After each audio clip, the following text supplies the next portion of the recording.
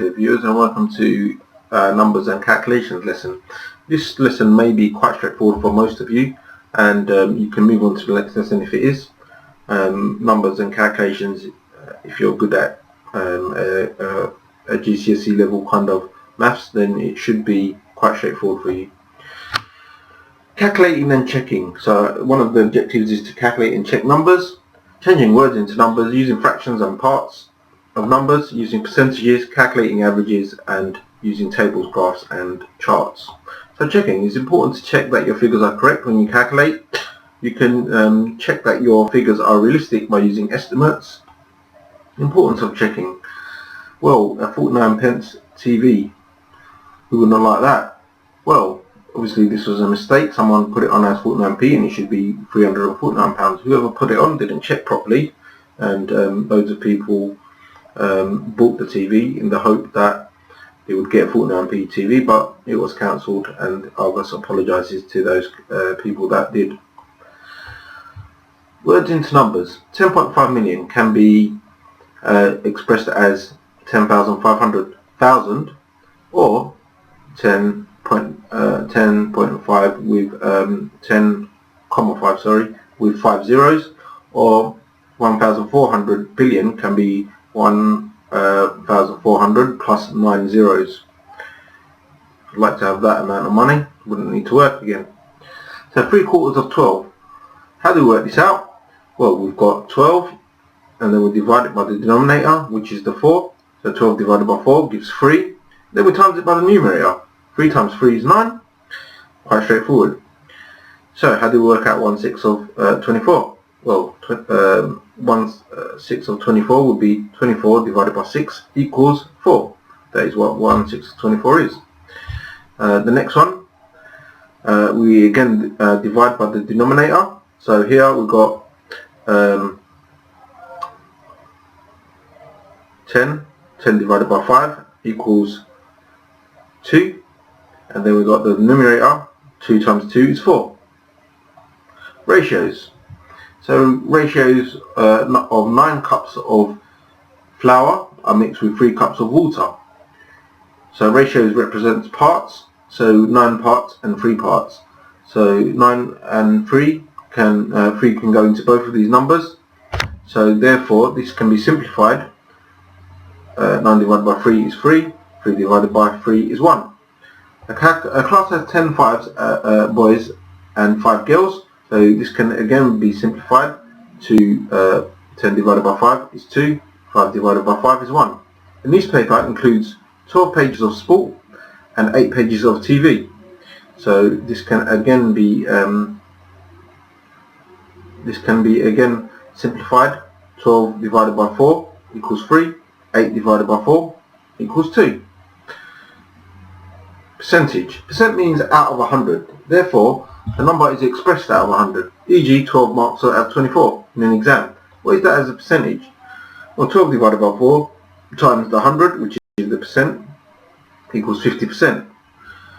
In a class, 20 people, 12 are girls. What percentage are the girls? Well, 12 out of 20, and then times it out of 100, equals 60%. The percent, here we get a decimal. When we times it by 100, we get it out of 100. Percent of a number. Working out 8% of 250. Well, 250, to work out what 1% is, we divide it by 100. Then, to work out what 8% is, we can times it by 8.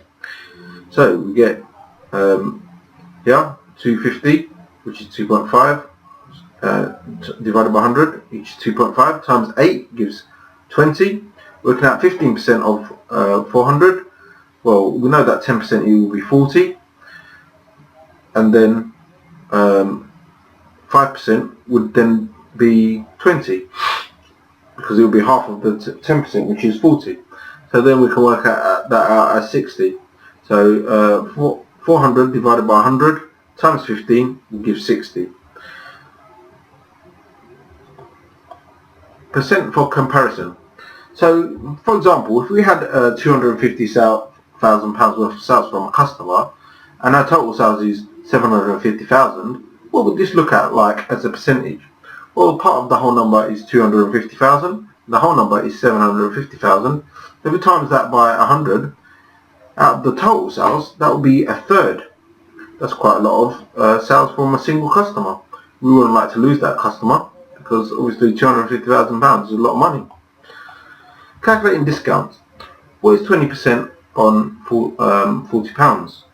Well, 40 divided by 100 would be 0.4, I believe. Yeah, 0.4 times 20 would give £8.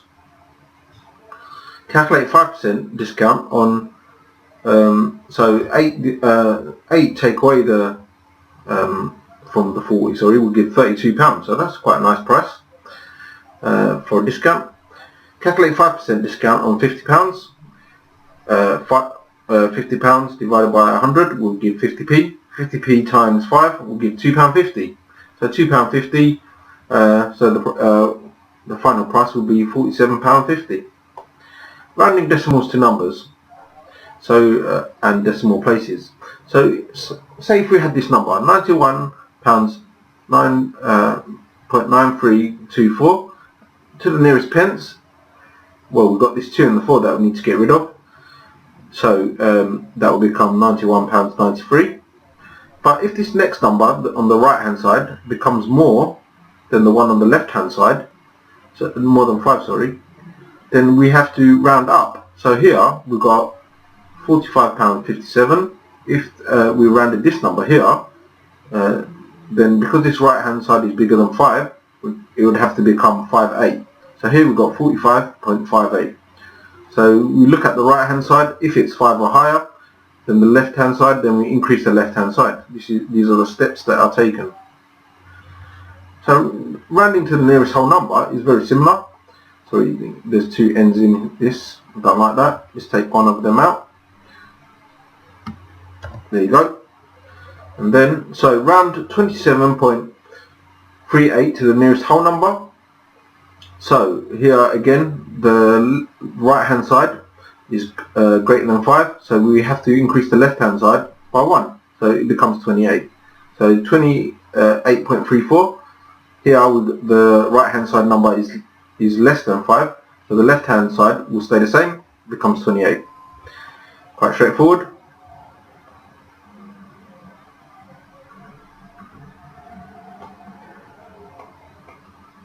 Adding VAT to sales invoice. So here we've got a box file of 10 quantities. Each of these are £4. So the total price is therefore £40. The VAT on that, working out 20% of the 40, so divide it by 100 times it by 20, we give £8. Then you add it together to give £48. That's what the total VAT would be. So calculating the VAT when it's included in the total. So we've got VAT percentage. So what is the VAT percentage? Here is 20% normally in UK, and then you do 100 plus the VAT percentage, so 120. So here we've got 20 divided by 120 times 24, because it's VAT of 4. Well, you could do it as a decimal as well. 0.2 divided by 1.2 times it by 36 equals £6. Quite straightforward. Thank you for listening.